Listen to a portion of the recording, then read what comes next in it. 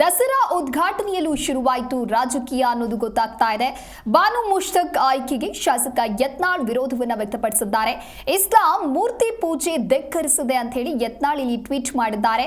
ಒಂದು ದೇವರು ಹಾಗೂ ಒಂದು ಗ್ರಂಥವನ್ನೇ ಒಪ್ಪಿಕೊಳ್ಳುತ್ತೆ. ಈ ಬಗ್ಗೆ ಶ್ರೀಮತಿ ಬಾನು ಮುಷ್ತಕ್ ಅವರೇ ಸ್ಪಷ್ಟನೆಯನ್ನ ನೀಡಬೇಕು ಅಂತ ಹೇಳಿ ಟ್ವೀಟ್ ಮೂಲಕ ಶಾಸಕ ಯತ್ನಾಳ್ ಈ ರೀತಿಯಾಗಿ ಆಗ್ರಹಿಸಿದ್ದಾರೆ ಅನ್ನೋದು ಗೊತ್ತಾಗ್ತಾ ಇದೆ.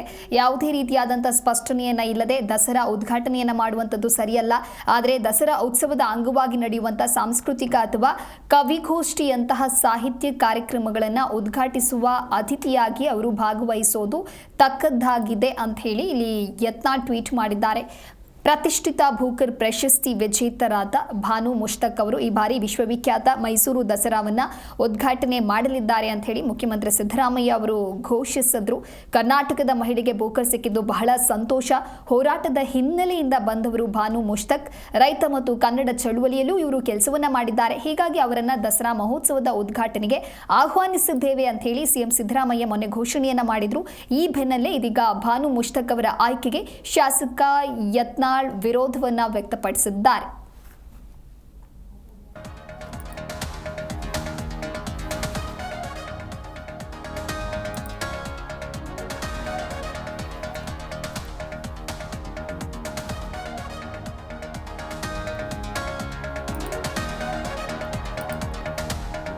ಇನ್ನು ದಸರಾ ಉದ್ಘಾಟನೆಯಲ್ಲೂ ಕೂಡ ರಾಜಕೀಯ ಶುರುವಾಯ್ತಾ ಅನ್ನುವಂಥ ಪ್ರಶ್ನೆ ಸದ್ಯ ಮುನ್ನೆಲೆಗೆ ಬರ್ತಾ ಇದೆ.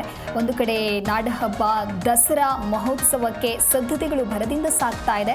ಇನ್ನೊಂದು ಕಡೆ ದಸರಾ ಉದ್ಘಾಟನೆಯಲ್ಲಿ ಇದೀಗ ಜಟಾಪಟಿ ಶುರುವಾಯ್ತಾ, ವಿರೋಧಗಳು ವ್ಯಕ್ತವಾಗ್ತಾ ಇದೆಯಾ ಅನ್ನುವಂಥ ಪ್ರಶ್ನೆ ಎದುರಾಗ್ತಾ ಇದೆ. ಇಸ್ಲಾಂ ಮೂರ್ತಿ ಪೂಜೆ ಧಿಕ್ಕರಿಸಿದೆ ಅಂತ ಹೇಳಿ ಶಾಸಕ ಯತ್ನಾಳ್ ಇಲ್ಲಿ ಟ್ವೀಟ್ ಅನ್ನ ಮಾಡಿದ್ದಾರೆ. ಒಂದು ದೇವರು ಹಾಗೂ ಒಂದು ಗ್ರಂಥವನ್ನು ಒಪ್ಪಿಕೊಳ್ಳುತ್ತೆ. ಈ ಬಗ್ಗೆ ಶ್ರೀಮತಿ ಬಾನು ಮುಷ್ತಕ್ ಅವರೇ ಸ್ಪಷ್ಟನೆಯನ್ನು ನೀಡುವಂಥ ಕೆಲಸ ಆಗಲಿ ಅಂತ ಹೇಳಿ ಯತ್ನಾಳ್ ಟ್ವೀಟ್ ಮಾಡಿದ್ದಾರೆ. ಟ್ವೀಟ್ ಮಾಡಿರೋದನ್ನ ನೀವು ಕೂಡ ಗಮನಿಸ್ತಾ ಇದ್ದೀರಾ. ಯಾವುದೇ ರೀತಿಯಾದಂತಹ ಸ್ಪಷ್ಟನೆ ಇಲ್ಲದೆ ದಸರಾ ಉದ್ಘಾಟನೆಯನ್ನ ಮಾಡುವಂಥದ್ದು ಸರಿಯಲ್ಲ. ನಾಡಹಬ್ಬ ದಸರಾ ಅಂತ ಹೇಳಿದ್ರೆ ಒಂದೇ ಕಾರ್ಯಕ್ರಮ ಅಲ್ಲ, ಹಲವಾರು ಕಾರ್ಯಕ್ರಮ ಹಲವಾರು ವೇದಿಕೆಗಳಲ್ಲಿ ವಿಭಿನ್ನವಾಗಿ ನಡೆಯುತ್ತೆ. ಹಾಗಾಗಿ ಅದರಲ್ಲಿ ಉದಾಹರಣೆಗೆ ಸಾಂಸ್ಕೃತಿಕ ಕಾರ್ಯಕ್ರಮಗಳಾಗಿರಬಹುದು ಅಥವಾ ಕವಿಗೋಷ್ಠಿಯಂತಹ ಕಾರ್ಯಕ್ರಮ ಆಗಿರಬಹುದು.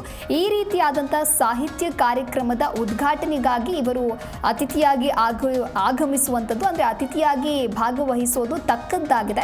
ಅದರ ಬದಲಾಗಿ ದಸರಾ ಉದ್ಘಾಟನೆಯನ್ನ ಮಾಡೋದು ಸರಿನಾ ಅನ್ನೋದಾಗಿ ಇಲ್ಲಿ ಅವರೇ ಸ್ಪಷ್ಟನೆಯನ್ನ ನೀಡಲಿ.